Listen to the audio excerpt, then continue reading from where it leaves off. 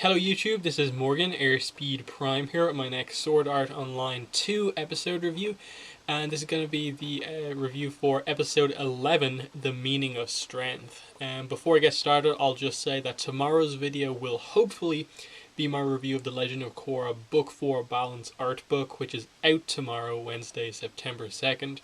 I hope to be able to get it and get the review out tomorrow, but if I can't, I'll be relying on like online places to get it from, so it'll probably be delayed a little bit, but I hope I can get it tomorrow.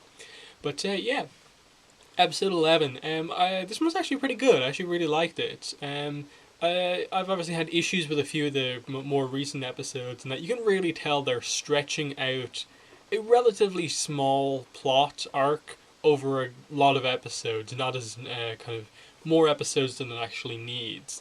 This one, I feel that they used their time pretty well in that, again, it was another episode with just a few pretty long scenes. They don't cover like a crazy amount of scenes. It's just, okay, this to this to this and then this, and like this. The episode really is just like 4 or 5 scenes, this one. But I think they use it pretty well to get a lot of the explanation out of the way. They basically have Kirito and Sinon come to a conclusion on basically their early theory on Death Gun and how he works. We get everyone on the outside, the Kirito's friends, Asuna, Lisbeth and stuff like that, get the information from Kikuoka about what exactly Kirito is doing, and they more or less come to similar conclusions about Death Gun, realizing he's an SAO player, and why Kirito is doing this and didn't involve any of them. And then just Kirito and Sinon deciding on a course of action. Definitely the highlights are those two kind of, I suppose, explanation scenes. The Kirito Sinon stuff, definitely the best we get is the opening scene of the episode, which is where they've just both revealed to each other that they've killed people and are similar in that way. But obviously there's slight differences in the way that kind of manifests for them. Kirito is kind of, it's only recently come back for him, and he's kind of angry at himself for forgetting the people he's killed, whereas Sinon can't forget at all. She wishes she could forget what she did, but it's always there, and she basically comes out and asks, really kind of desperate, and really well kind of voice acted and animated. The look on her face, asking, hoping that he can give her some sort of an answer. How do I forget? How are you so strong despite what you've done and stuff like that? And he just admits that he hasn't forgotten. He has accepted the weight of what he did. He's learned to just accept the fact that this is something he did, and accept that it was kind of this really big thing that happened to him. But don't let it, I suppose, completely control him. And it's another thing that just shows that, okay, he doesn't have a solution to get past this thing, but he can still be strong despite that, which again just shows the difference between the two of them and the kind of arc that Sinon needs to go on, whereas Kirito is already basically there.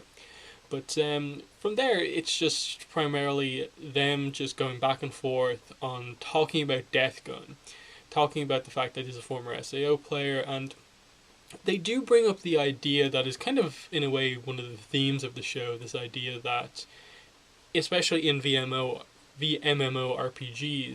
the character you play in the game isn't just a character. It is, in some ways, you. Yes, you're doing these fantastical things that you maybe can't do in the real world, but the way you act in there, to some extent, has an impact on who you are in real life. And so we get the idea here that for Kirito, he realizes that most of the Laughing Coffin players, to be like that, to know that people die when you kill them in the game, yet still become part of Laughing Coffin and be like that, there must be something about them that makes them that way in real life as well. So when they came out of the game, they wanted to do that more, and so they've come up with this convoluted way to kill people in GGO. And Kirito mentions that in a way he feels like a swordsman, and Sinon admits that there are some times where, even outside of it being a game, she feels like a sniper. And it was just interesting the way they touched on that idea that they've covered pretty heavily in SAO, a little bit in ALO, and now they're touching on it again. I really appreciate that. Um, but in terms of Death Gun, they come to the conclusion that, okay, because of the way he's been switching guns around a lot, it isn't just a case of he shoots you with that pistol, you die in real world. That there's just no way that happened. The conclusion that Kirito and Kikuoka came to in like the first or second episode is completely true. You can't just shoot someone in the virtual world and kill them unless basically the Kaiba method is involved, using the fact that the nerve gear actually had the power to fry someone's brain, whereas the atmosphere, which is most people are using for this game, can't possibly do that, and so there's no way you can actually do that. And so they very quickly come to the conclusion that, okay, that's not what he's doing. It has to be some sort of a more planned thing. There has to be a way that he's signaling someone on the outside to make that happen, and they bring up some stuff like the kind of sign of the cross he does as him checking the time to sync up everything, and the fact that he can't just organize this with everyone. He has to plan out these targets in advance. That's why he's only using that gun on certain people, and they get that from the fact that he didn't shoot at Kirito with the Black Star pistol. He used the rifle, but he was targeting Xenon with it, and so they get this. But Kirito is basically tells Xenon what she doesn't want to hear, but it's a really strong moment in the episode that you have to stay calm, but I'm pretty sure the other Death Gun guy, because they realize there has to be a second person working together, he's probably in your room right now, ready for a signal, basically when Death Gun shoots you in here. And she freaks out, you see the thing come up on her kind of UI, her heart rate starts to increase, and it's a really intense moment because we know what happens when you kind of get too kind of hyped up in the game. You basically instantly log out. Like I think we basically saw Kirito do that earlier on this season, and she's about to do that. But if she did that with the killer in her room, she's gonna get killed. And Kirito helps her calm down, and they both just come to the conclusion that they have to take him out in game to stop, basically to save Xenon in this case, and help Kirito fulfill his mission and stuff like that. So, it's a lot of explanation, a lot of character just talking. There's not a lot of action in this episode, but it's something I think they very much needed to approach in the episode. Just that, okay, we've got past the idea that he's some mythical figure who can kill people with that gun. No, it is more of a show, but here's the thing. He's still a threat because he's a really powerful player, and it is still a threat because Xenon is the one who he's targeting, and we saw that from a much earlier episode.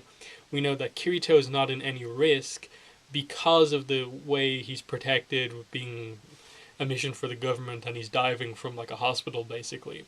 Plus, he never entered his actual details into the Bullet of Bullet tournaments. He's not going to get any prizes if he wins, but he didn't have to enter his actual details because he just rushed the entrance process, filling out the forms. So Death Gun doesn't know where Kirito lives. So straight away that was a good thing to get out of the way, that okay, Kirito's not going to be at any risk in this. It's all about Xenon in this case.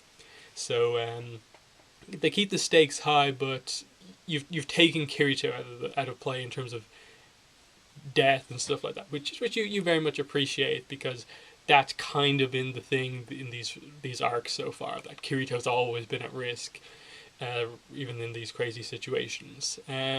So basically the only thing to talk about after that with Kirito and Xenon is just that they just decide that they're going to take him on. Kirito's going to go out and get scanned by the satellite. Death Gun's going to come to them. Xenon's going to be in a sniper position. He's going to dodge some shots, and they have a really basic plan to take him out. Use the fact that Kirito's good at close range and Xenon's good at long range, and take him out that way. It's simple, but we have a kind of course of action for the next episode. Only other thing to talk about is the kind of pretty big scene that is just focused on basically the rest of Kirito's team. Klein, Asuna, Lisbeth, Lifa, and Silica. And then Kikuoka arrives in game. And basically, Yui has put some of this together herself, together with Klein and Asuna, and they know that Death Gun is responsible for quote unquote killing people in real life, and that Kirito was hired by Kikuoka to solve this. But there's still a few things like that they don't know, like where is he diving from? Is there any safety in place for him? And why didn't he include the rest of them in this mission? Why is he doing it all on his own? And it's just interesting because obviously Asuna is the one to kind of basically lead the discussion here. She's concerned about her boyfriend, and what we get here is just that Kikuoka admits to her. He basically tells her where Kirito is, and Asuna is going to go basically to where Kirito is and support him there in the best way she can. And all of the others are annoyed that he didn't contact them to kind of help out, but I like that Silica was kind of the one to realize that, kind of put it together that that's the reason why he didn't contact them, because if there was any real danger in this, he didn't want to endanger any of them, because that's the way he is. He thinks about them before himself, and he doesn't want to endanger them at all. So he's kind of putting himself on the line here, to protect everyone else. And that's kind of the theme of this whole Phantom Bullet arc, the idea of the things you do to protect people, and sometimes they're not always the absolute best thing, because Kirito killed people in SAO to protect people. Asuna killed that robber to protect all the people there. But it has a really bad effect on Kirito having killed 3 people, Asuna having killed 1 person, and kind of Kirito having to, I suppose, lie to his friends about the exact details of what's going on. But overall, solid episode. Not a lot of action here, but an important episode to set things up going into basically the last couple of episodes of this arc. Things are going to get a lot more intense. We're going to get a lot more reveals in the next couple of episodes. But this was a pretty good episode. So in the comments, let me know what your thoughts were on the episode, on the review. But other than that, thanks for watching, and bye.